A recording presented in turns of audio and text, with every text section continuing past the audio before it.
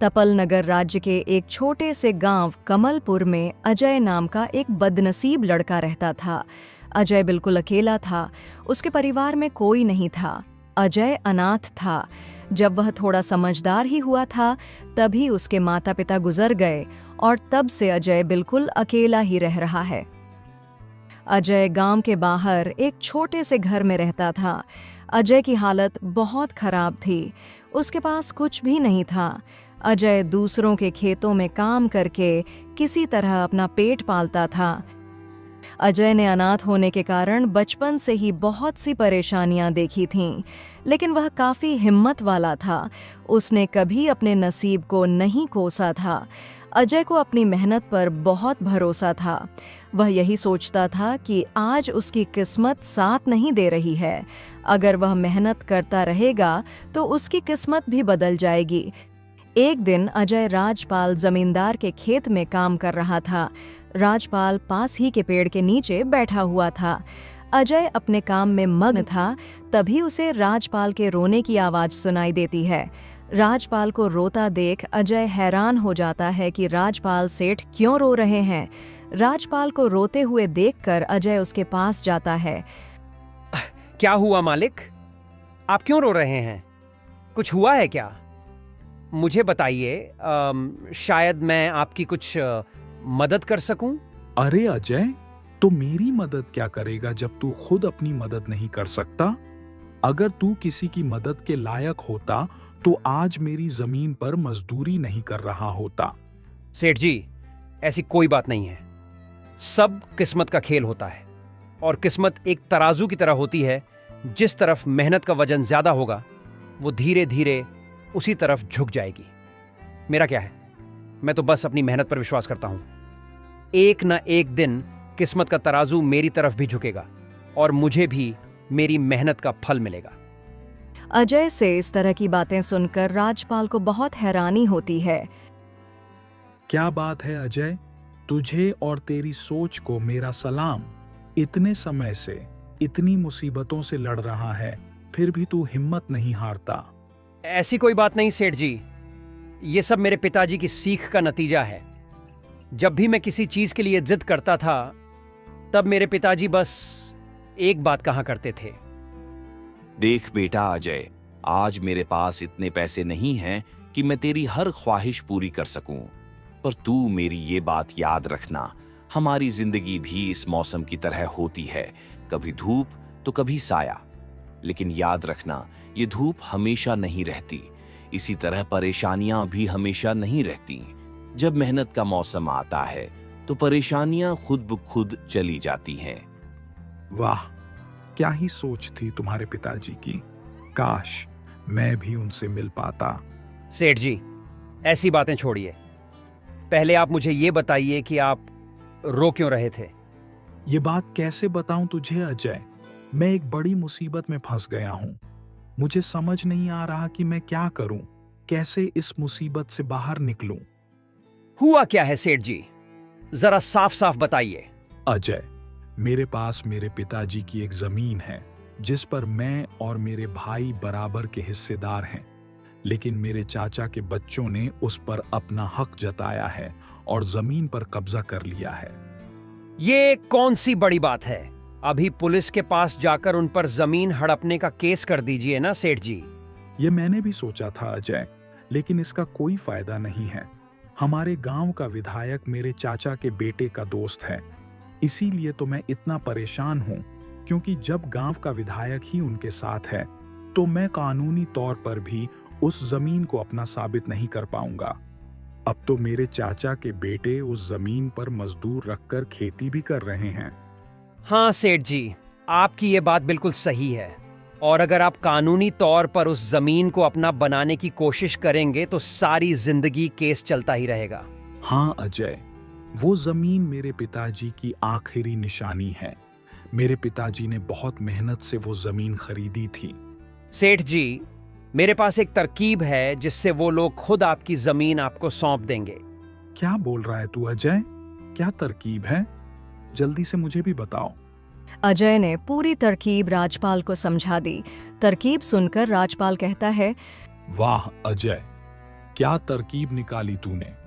अगर तेरी ये तरकीब काम कर गई तो मैं वादा करता हूं जिस जमीन पर आप अभी काम कर रहे हैं मैं वो जमीन आपके नाम कर दूंगा।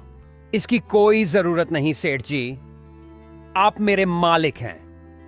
आपके लिए इतना करना तो मेरा फर्ज है। ठीक है अजय, कल से इस तरकीब पर काम करना शुरू कर देना। ठीक है सेठ जी, बस कल से आप देखिएगा मैं क्या क्या करता हूं। अगली सुबह अजय राजपाल के चचेरे भाइयों के घर की ओर निकल जाता है। कैसे हैं आप सेठ जी? क्या मुझे आपके यहाँ काम मिल सकता है? कौन हो तुम, कहां से आए हो, और तुम्हें ये किसने बताया कि यहां काम करने वाला चाहिए? सेठ जी, मैं एक गरीब मजदूर हूं। हर रोज कहीं ना कहीं मजदूरी करके अपना पेट पालता हूं। कभी खेतों में काम मिल जाता है तो कभी कोई और काम। जो भी काम मिल जाए वो कर लेता हूं। आपकी ये बात तो ठीक है, पर हमारे यहाँ आपके लायक ऐसा कोई काम नहीं है। क्या कह रहे हो सेठ जी? मैंने सुना है कि गांव के सबसे बड़े जमींदार आप लोग ही हो, और गांव में बहुत सी जमीन भी आप लोगों के पास है। मुझे लगा था कि मुझे यहाँ काम तो आराम से मिल जाएगा। हमारे पास कोई काम नहीं है भाई, हमारे पास पहले से बहुत मजदूर हैं। इसका मतलब राजपाल सेठ ठीक ही कह रहे थे आप लोगों के बारे में। राजपाल ने हमारे बारे में क्या कहा, हमें भी तो बताओ। कुछ नहीं, बस यूं ही कह दिया मैंने। अच्छा, चलता हूं सेठ जी। यहां रुकने का कोई फायदा भी नहीं, क्योंकि आपके पास कोई काम है ही नहीं। अनिल के मना करने के बाद अजय जाने लगता है। तभी शंकर अनिल से कहता है कि उसे रोक कर पूछो कि राजपाल ने अजय को उनके बारे में क्या बताया है। अनिल के बुलाने पर अजय तुरंत उनके पास चला जाता है। बोलिए सेठ जी, क्या काम है मेरे लिए? मैं हर काम के लिए तैयार हूं। आखिर पेट तो पालना है। काम तो हम तुम्हें बताएंगे, पहले तुम ये बताओ कि राज्यपाल हमारे बारे में तुम्हें क्या कह रहा था। यहां आने से पहले मैं राजपाल सेठ के यहां काम करता था, लेकिन वो एक नंबर के बदतमीज और कंजूस आदमी है। इतनी मेहनत के बावजूद ना तो वक्त पर मजदूरी देते थे और ना ही सही मजदूरी। इसी बात पर कल मेरी उनसे लड़ाई हो गई थी। वह तो हमें अच्छी तरह से पता है कि वह अच्छे आदमी नहीं है, लेकिन ये बताओ उसने हमारे बारे में क्या कहा। हुआ यूं कि जब मेरी राजपाल सेठ से बहस हो रही थी, तभी उन्होंने मुझसे कहा कि उनसे ज्यादा मजदूरी पूरे गांव में कोई नहीं देगा। तो मैंने भी कहा कि गांव के सबसे बड़े जमींदार तो शंकर सेठ और अनिल सेठ हैं, और उनसे ज्यादा मजदूरी कोई नहीं देता। तभी तो उनके यहां हमेशा काम करने वालों की भीड़ लगी रहती है। सही कहा था ना मैंने सेठ जी? अरे हाँ भाई हाँ, आखिर हम गांव के सबसे बड़े जमींदार हैं, तो हमारा फर्ज बनता है कि हर मजदूर को सही समय पे और उसके काम के हिसाब से सही सही मजदूरी मिले। शंकर और अनिल दोनों अजय की मीठी मीठी बातों में फंस जाते हैं और उसे अपनी खेती में काम पर रख लेते हैं। अनिल और शंकर के खेतों में काम करना अजय शुरू कर देता है। इसी तरह कुछ दिन अजय उनके खेत में काम करता रहता है। अजय बाकी मजदूरों से ज्यादा काम करता था। वह समय से पहले आ जाता और काम में लग जाता और बाकी मजदूरों के बाद ही घर जाता। अजय को इतनी मेहनत करते देख अनिल और शंकर आपस में बात करते हैं। अजय तो बहुत ही मेहनती आदमी है, बाकी मजदूरों से ज्यादा काम करता है। अच्छा हुआ कि उस दिन हमने उसे रोक लिया। हाँ भाई, तू ठीक कह रहा है। अच्छा हुआ जो हमने अजय को काम पर रख लिया। वो बहुत मेहनती और ईमानदार भी है। आजकल के जमाने में ऐसा मजदूर कहाँ मिलता है। हाँ भैया, कुछ भी कहो, मेहनती तो बहुत है। इसके जितना काम शायद ही हमारे यहाँ कोई दूसरा मजदूर करता होगा। अजय ने अपनी मेहनत से दोनों भाइयों का दिल जीत लिया था। इसी तरह कुछ दिन और गुजर जाते हैं। रविवार की सुबह सुबह अनिल और शंकर अपने खेत के दौरे पर जाते हैं। जब वे खेत पहुंचते हैं तो देखते हैं कि अजय काम कर रहा होता है। अजय को काम करते देख शंकर बोलता है, अरे अजय, रविवार के दिन भी काम कर रहे हो, आज तो आराम कर लिया होता। आराम वो क्या होता है? अकेला रहता हूं घर पर, और अकेला आदमी घर पर रहकर करेगा ही क्या? इसीलिए सुबह जल्दी आ जाता हूं और काम में लग जाता हूं। इससे मेरा दिन अच्छे से गुजर जाता है। तुम बहुत मेहनती हो अजय। एक काम करो, आज तुम काम रहने दो, जाओ जाकर पेड़ के नीचे आराम करो। नहीं सेठ जी, इसकी कोई जरूरत नहीं, मैं ऐसे ही ठीक हूं। आप लोग जाइए, मुझे वैसे भी काम करना पसंद है। ठीक है अजय, हम निकलते हैं। तुम्हारा जब मन करे तब निकल जाना। ठीक है सेठ जी। इसके बाद अनिल और शंकर खेत को अजय के भरोसे छोड़कर वहां से चले जाते हैं। अगली सुबह जब अनिल और शंकर अपने खेत में आते हैं तो देखते हैं कि वहां पुलिस आई हुई है। पुलिस को देखकर डर के मारे पूछने लगते हैं, क्या हुआ थानेदार साहब, यहाँ क्या कर रहे हो? हमने तो पहले ही इस जमीन के असली कागजात बड़े थानेदार को दिखा दिए थे। ये जमीन तुम्हारी है ना, तभी तो तुम्हें अंदर करने आया हूँ। हम कुछ समझे नहीं कि कहना क्या चाह रहे हो थानेदार साहब, साफ साफ कहो। मुझे कुछ कहने की जरूरत नहीं, तुम खुद नजर घुमाकर वहां देखो, सब कुछ पता चल जाएगा।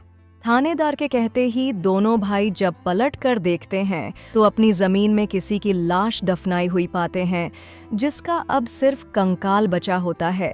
कंकाल को देखकर डर के मारे दोनों भाइयों की आंखें फटी की फटी रह जाती हैं। ये कंकाल कहाँ से आए हमारी जमीन में? वाह वाह, क्या बहाना है। पहले लोगों को मारते हो, फिर उन्हें अपनी जमीन में गाड़ कर कहते हो ये कहां से आया? नहीं थानेदार साहब, ये सब क्या है? ये यहाँ कैसे आया? हमें इसके बारे में कुछ नहीं पता। अब ज्यादा झूठ मत बोलो, तुम लोग तो गए। तुम्हारा जुर्म काफी बड़ा है, या तो तुम्हें फांसी होगी या फिर उम्र कैद। फांसी और उम्र कैद की सजा सुनकर दोनों भाई डरने लगते हैं और थानेदार के सामने गिड़गिड़ाने लगते हैं। तभी अजय वहां आ जाता है। अरे सेठ जी, क्या हुआ है? पुलिस यहाँ क्यों आई है? देखो अजय, पता नहीं कहां से हमारी जमीन में एक कंकाल आ गया है। क्या कंकाल? ये कहां से आ गया? आप दोनों तो बड़ी मुसीबत में फंस गए हो मालिक। अब कोई तरकीब मत बनाओ, तुम दोनों में से एक भाई तो पक्का जेल जाने वाला है। अब तुम दोनों ही फैसला करो कि कौन जाएगा। थानेदार साहब, हमें सिर्फ कुछ मिनट दो, हम फैसला करेंगे कि कौन जेल जाएगा। ठीक है, जल्दी जल्दी तय करो किसे लेकर जाऊं मैं जेल। अजय, अनिल और शंकर थानेदार से थोड़ी दूर जाकर कोई तरकीब निकालने की कोशिश करते हैं। देखो मालिक, दोनों भाइयों के फंसने से अच्छा है कि एक ही जेल जाए। आप लोग ही बताओ कौन जाएगा जेल? अजय भाई, हम दोनों नहीं जाना चाहते हैं। कोई ऐसी तरकीब लगाओ कि हम दोनों बच जाएं। मालिक, एक बात बोलूं? ये कंकाल देखकर तो लगता है कि ये काफी पुराना है। कई महीने पहले इसे जमीन में दफनाया गया होगा। देखो अजय भाई, सच बात कहूं तो जमीन हमने बस कुछ ही महीने पहले हड़प ली थी राजपाल से। हड़पने की बात सुनकर अजय ऐसा व्यवहार करता है जैसे उसे इस बारे में कुछ पता ही नहीं हो। क्या मतलब? ये जमीन आप लोगों की नहीं है? कहना क्या चाह रहे हो? जरा साफ साफ बताओ मालिक। न अनिल जमीन हड़पने की पूरी कहानी अजय को सुना देता है। अनिल से पूरी कहानी सुनकर अजय कहता है, मालिक, मेरे पास एक तरकीब है जिससे शायद तुम लोग बच सकते हो। लेकिन उससे पहले तुम लोग मुझे ये बताओ, तुम्हें ये जमीन प्यारी है या अपनी जान? यह क्या पूछने की बात हुई अजय भाई? हमारी जान हमें जमीन से ज्यादा प्यारी है। तो एक काम करो मालिक, आप सबसे पहले जाकर थानेदार से कहो कि ये जमीन राजपाल सेठ की है, और थानेदार से ये भी कहना कि ये जमीन हमने उनसे 1 महीने पहले काम करने के लिए ली थी। अरे अजय, इससे तो हमारी जमीन हमारे हाथ से जाएगी। नहीं मालिक, शायद अभी तक आप मेरी तरकीब को समझे नहीं। जब आप ये बातें थानेदार से कहोगे तो थानेदार राजपाल को पकड़ लेगा। राजपाल के अंदर जाते ही जमीन फिर से तुम्हारी हो जाएगी। इससे तुम्हारी जान भी बच जाएगी और जमीन भी मिल जाएगी। वाह अजय भाई, तुम तो बहुत दिमाग वाले हो। आज तक तुमने अपनी मेहनत से हमारा दिल जीता और आज तुम अपने दिमाग से हमारी जान बचा रहे हो। अजय की तरकीब सुनकर तीनों थानेदार के पास जाते हैं और थानेदार को सब कुछ वैसे ही बताते हैं जैसे अजय ने उन्हें बताया था। थानेदार साहब, ये जमीन हमारी नहीं है। हमने तो ये जमीन अपने चचेरे भाई राजपाल से 1 महीने पहले काम करने के लिए ली थी। वाह, जब तुम खुद फंस गए तो अपने आप को बचाने के लिए किसी और को फंसाना चाहते हो। थानेदार साहब, अगर आपको हमारी बातों पर विश्वास नहीं है तो अजय से पूछ लीजिए। ये कुछ दिनों से हमारे पास काम कर रहा है, पहले राज्यपाल के यहाँ काम करता था। हाँ साहब, ये जमीन राजपाल सेठ की है। अनिल और शंकर सेठ ने इसे अभी 1 महीना पहले उनसे काम करने के लिए लिया था। अजय से ये सारी बातें सुनने के बाद थानेदार अजय से राजपाल को बुलाने के लिए कहता है। अजय जाकर राजपाल को बुला लाता है और राजपाल अपने साथ जिले के एसीपी को भी लाता है। सलाम सर जी, आप यहाँ? हाँ, राजपाल ने कहा कि उनकी जमीन का केस है तो मैं उनके साथ चला आया। अच्छा बताओ, यहाँ क्या चल रहा है? देखो साहब, इन दोनों की जमीन से कंकाल निकल आया है और अब ये दोनों कह रहे हैं कि यह जमीन राजपाल की है। थानेदार ने पूरी कहानी एसीपी को बता दी। इन सब में खुद को फंसता देख अनिल कहता है, नहीं एसीपी जी, यह जमीन हमारी नहीं है। हमें यहाँ काम करते हुए 1 महीना हो गया है। आप हमारे यहाँ काम कर रहे मजदूर अजय से पूछ लीजिए। हाँ साहब, यह जमीन राजपाल सेठ की है। तुम कैसे कह रहे हो कि यह जमीन तुम्हारी नहीं है? यहाँ आने से पहले मैंने इस जमीन के कागजात देखे थे तो वो तुम्हारे नाम पे थे। अब मैं कैसे मान लूं कि यह जमीन राजपाल की है? नहीं साहब, हम बस इस जमीन को हड़पने की साजिश कर रहे थे। वो कागजात झूठे हैं। अब हमें नहीं चाहिए यह जमीन। हम केस वापस लेंगे और कागजात को राजपाल के नाम करेंगे। थानेदार, एक काम करो, तुम जाओ, आगे का मैं खुद देख लूंगा।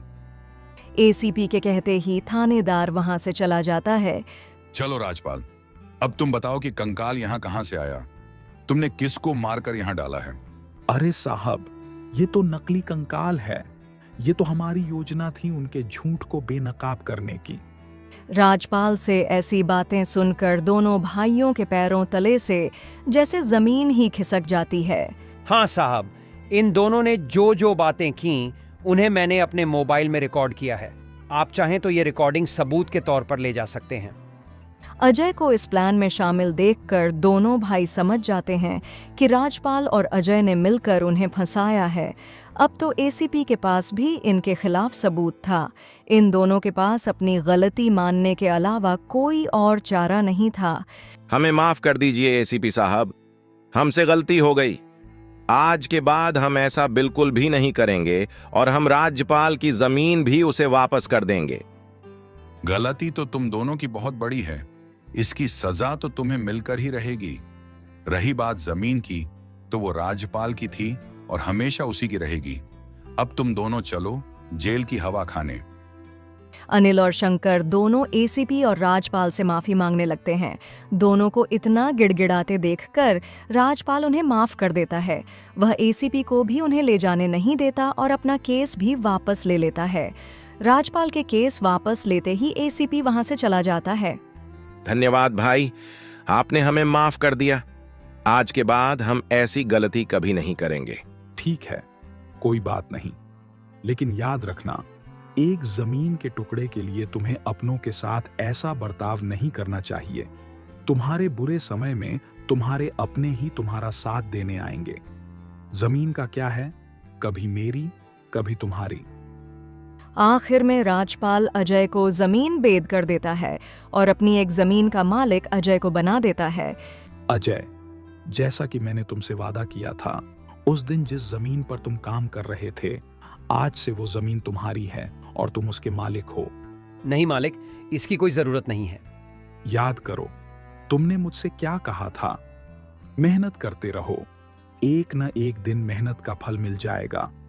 अब बस तुम ये समझो कि तुम्हें भी तुम्हारी मेहनत का फल मिल गया। अब तुम भी एक जमीन के मालिक हो। अब से तुम्हें किसी के यहाँ काम करने की कोई जरूरत नहीं। तो दोस्तों, अजय ने अपनी मेहनत और दिमाग से राजपाल को उसकी जमीन दिला दी और दोनों भाइयों के झूठ को बेनकाब करके उन्हें भी सही रास्ते पर ले आया। इस तरह अजय ने अपनी मेहनत और समझदारी से अपनी किस्मत बदल दी। अब वो भी एक जमीन का मालिक है। यही दिमाग तुम्हारे पास भी है, बस इसे अच्छे कामों में लगाओ, मेहनत करो और अपने आसपास के लोगों की मदद करो। अगर वीडियो पसंद आया हो तो लाइक और सब्सक्राइब करना मत भूलना।